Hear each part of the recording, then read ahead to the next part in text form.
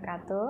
Perkenalkan, nama saya Arini. Saya mahasiswa semester 5 Stikes Mitra Adiguna Palembang, jurusan S1 Keperawatan kelas non-reguler. Saya sekarang sudah bekerja di RSUP Dr. Muhammad Nusim Palembang, ruang GICU. Baik, rekan-rekan sekalian, kali ini saya akan membahas tentang gagal napas akut atau acute respiratory failure.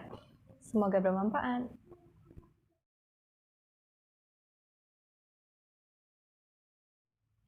Baik, sebelum saya menjelaskan tentang gagal napas akut, saya akan menjelaskan dulu tentang fisiologis dari respirasi.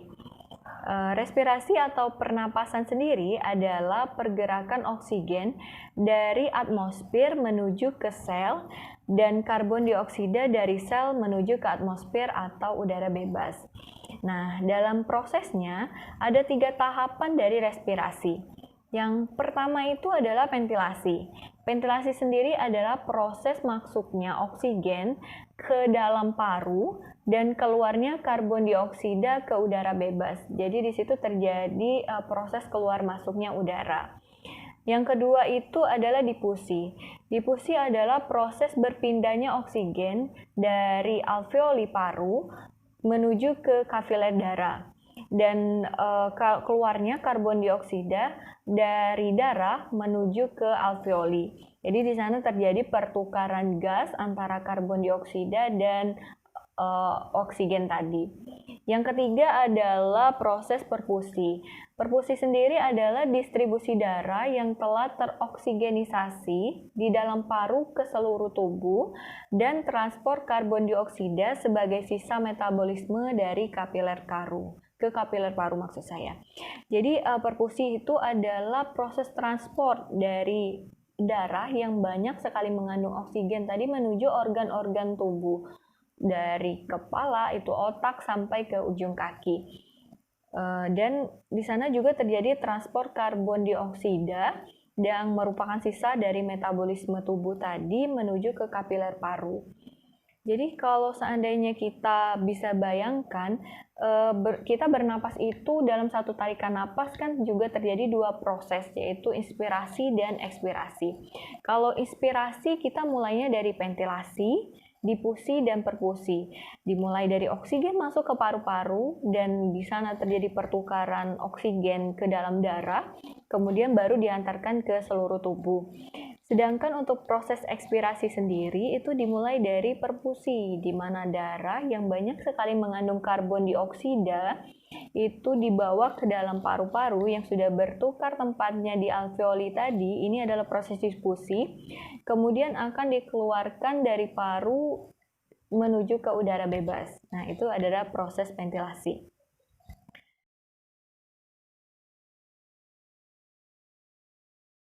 Baik, langsung kita masuk ke gagal napas akut. Nah, gagal napas sendiri adalah suatu kondisi di mana di dalam darah itu kadar oksigennya sangat sedikit, atau justru sebaliknya kadar karbon dioksida yang sangat banyak. Dan bisa jadi terjadi kombinasi antara 2 masalah ini. Nah, gagal napas ini bisa dibagi atas 2, yaitu gagal napas akut dan gagal napas kronik. Nah, gagal napas akut sendiri adalah gagal napas yang timbul pada pasien dengan kondisi paru-paru normal, baik secara struktural maupun fungsional, sebelum onset penyakit muncul.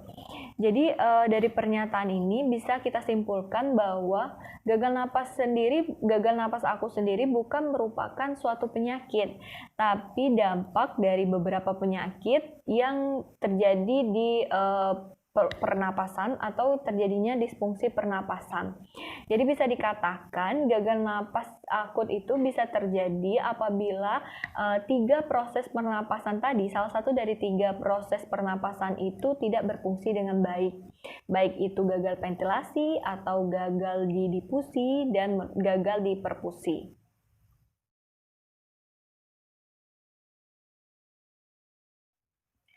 Nah, selanjutnya dari pengertian tadi juga bisa dapat disimpulkan bahwa penyebab dari gagal napas akut itu bisa akibat dari hipoventilasi, Yang kedua, gangguan difusi gas. Dan yang ketiga, ventilation-perfusion mismatch.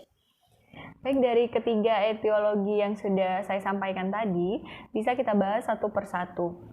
Yang pertama itu hipoventilasi. Hipoventilasi ini biasanya terjadi pada kasus obstruksi jalan napas. Contohnya adalah pasien dengan spasme laring, aspirasi benda asing, atau pada pasien dengan edema jalan napas. Pasien dengan edema jalan napas ini biasanya terjadi pada pasien trauma inhalasi luka bakar. Yang kedua itu penyakit paru. Contohnya adalah pada pasien dengan asma dan PPOK. Yang ketiga penyebab neurologi. Di sini kita melibatkan sistem saraf. Contohnya pada pasien dengan stroke. Yang keempat itu cedera dada. Contohnya adalah pasien pneumotoraks. Yang kedua gangguan difusi gas. Gangguan difusi gas di sini bisa terjadi pada kasus dengan gangguan alveolar. Contohnya adalah pasien dengan pneumonia.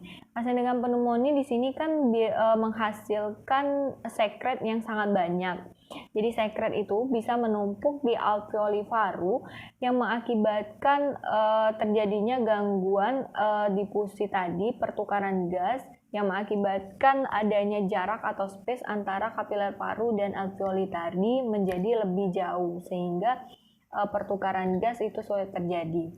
Yang ketiga itu adalah ventilation perfusion mismatch. Ini biasanya terjadi pada pasien dengan emboli paru.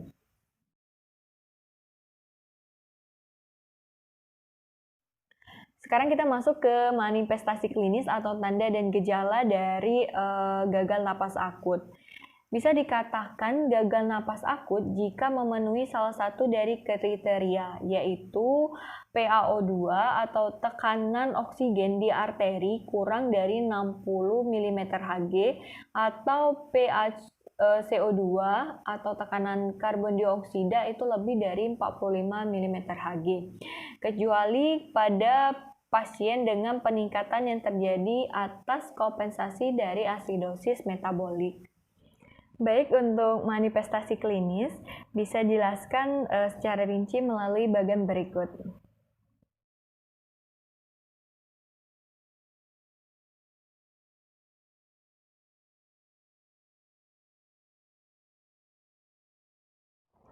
Selanjutnya kita akan membahas tentang pemeriksaan penunjang dari gagal napas akut. Pemeriksaan penunjang dari gagal napas akut yang pertama tentu kita harus memeriksa analisa gas darah. Jadi agar bisa kita interpretasikan, kita juga membutuhkan pemeriksaan elektrolit dan laboratorium pendukung lainnya, bisa dari albumin dan nilai laktat. Yang kedua itu pulse oximetry, saturasi oksigen pasien. Yang ketiga kapnografi. Kapnografi ini adalah alat yang digunakan untuk mengukur kadar CO2. Yang keempat tentu ronsen torak. Yang kelima spirometri. Ini merupakan pemeriksaan lanjutan. Yang keenam EKG, karena tadi seperti yang kita jelaskan bahwa gagal napas akut sendiri bisa mengakibatkan pasien mengalami disritmia. Yang ketujuh pemeriksaan sputum. Di sini pemeriksaan sputum dibutuhkan untuk memeriksa registensi dan juga menentukan kuman yang sehingga dokter bisa memberikan antibiotik yang tepat untuk infeksi dari paru tadi.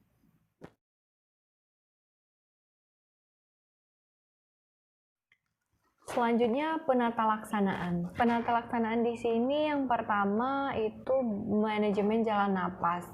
Jadi kalau penyebabnya adalah obstruksi, kita bisa melakukan suction, atau kalau seandainya belum sampai ke fasilitas kesehatan, kita bisa melakukan cross pincher, bantuan pertama. Kemudian kita bisa pasang OPA dan ETT. Apabila ini terjadi untuk jangka panjang atau permanen, jadi kita bisa menyarankan untuk tindakan tracheostomi. Yang kedua itu terapi oksigen. Terapi oksigen di sini untuk meningkatkan oksigenisasi.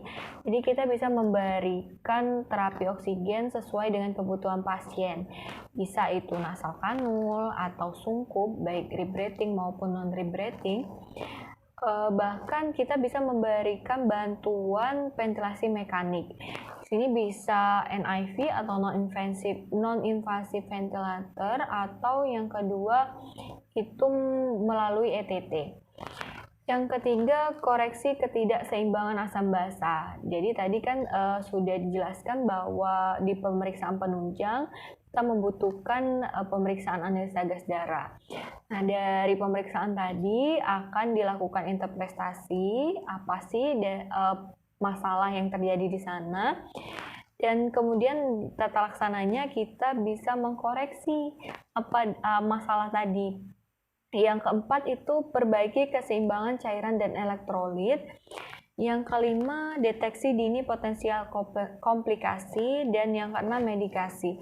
Medikasi di sini bisa kita berikan bronkodilator melalui nebulisasi, kemudian kortikosteroid, yang keempat antibiotik yang sesuai tadi dengan hasil kultur, kemudian sedasi dan analgetik. Tentu pasien yang mengalami gagal napas ini dia akan gelisah, nyeri. Kemudian kita juga bisa membutuhkan neuromuscular blocking agent. Jadi di dalam ventilasi mekanik sendiri itu ada mode yang dinamakan kontrol.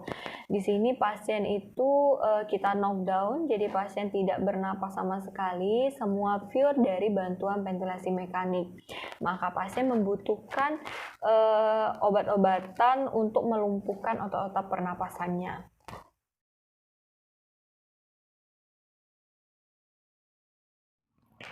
Nah, selanjutnya kita masuk ke asuhan keperawatan pada pasien gagal napas akut. Yang pertama itu pengkajian. Pengkajian di sini kita membutuhkan data demografi pasien, nama, tempat tanggal lahir, dan sebagainya.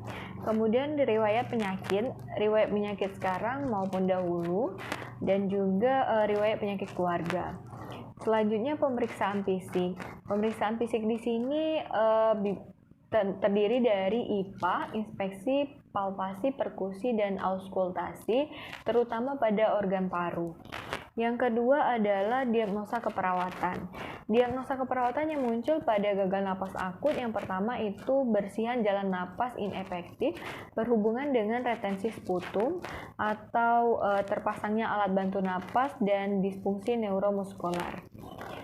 Yang kedua itu adalah gangguan pertukaran gas berhubungan dengan perubahan aliran darah ke pulmonal. Yang ketiga adalah pola napas inefektif berhubungan dengan penurunan ekspansi paru. Dan yang keempat, beresiko tinggi infeksi berhubungan dengan pemasangan alat bantu napas dengan imunokompromis. Terakhir itu resiko cedera berhubungan dengan penggunaan ventilasi mekanik. Nah, baik, untuk intervensi dari diagnosa keperawatan tadi, yang pertama itu diagnosa bersihan jalan napas inefektif. Jadi di sini kita bisa melakukan manajemen jalan napas. Yang pertama perlu kita kaji dulu penyebab dari sumbatan jalan napas ini. Misalkan karena sputum, kita bisa melakukan suctioning. Kemudian itu kita juga harus berkolaborasi dengan dokter guna memberikan terapi-terapi medis. Misalnya bisa berkolaborasi untuk memberikan mukolitik. Selanjutnya itu gangguan pertukaran gas berhubungan dengan perubahan suplai oksigen dan perubahan aliran darah pulmonal tadi. Jadi untuk intervensinya bisa kita lakukan pemeriksaan analisa gas darah tadi. Jadi di sana bisa dilakukan interpretasi apa sih penyebab atau masalah yang terjadi pada analisa gas darahnya. Jadi dokter bisa memberikan terapi sesuai dengan permasalahan tadi. Yang selanjutnya adalah kita juga bisa memposisikan pasien. Kita memberikan posisi kepala lebih tinggi atau kita bisa memberikan posisi postural drainase karena erat hubungannya diagnosa ini dengan pasien yang mengalami edema paru. Kemudian pola napas inefektif berhubungan dengan penurunan ekspansi paru.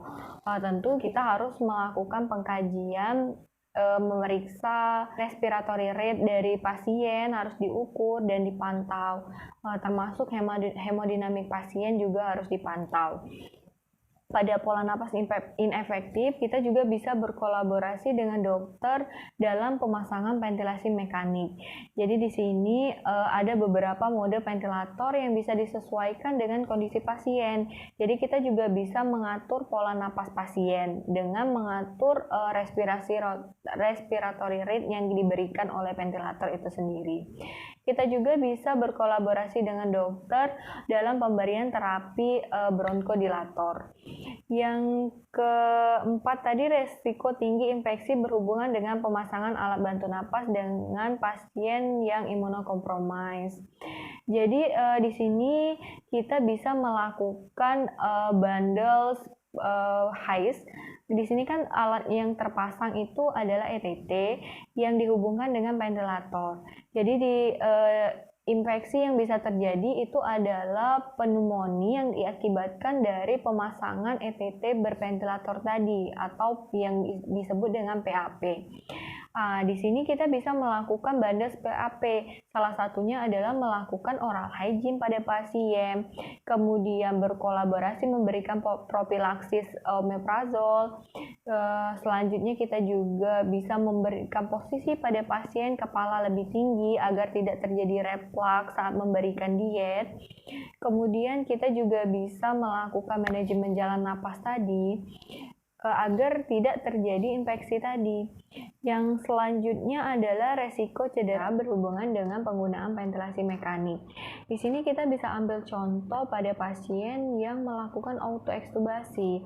Jadi pasien merasa tidak nyaman dengan penggunaan ETT dan ventilasi mekanik. Nah, di sini kita bisa berkolaborasi dengan dokter untuk memberikan sedasi dan analgetik pada pasien, sehingga pasien tidak merasakan nyeri lagi. Bahkan kita bisa berkolaborasi untuk melakukan restrain fisik. Demikian penjelasan saya hari ini. Terima kasih karena sudah menonton video ini. Jangan lupa untuk like, comment, and share video ini. Bye-bye. Wassalamualaikum warahmatullahi wabarakatuh.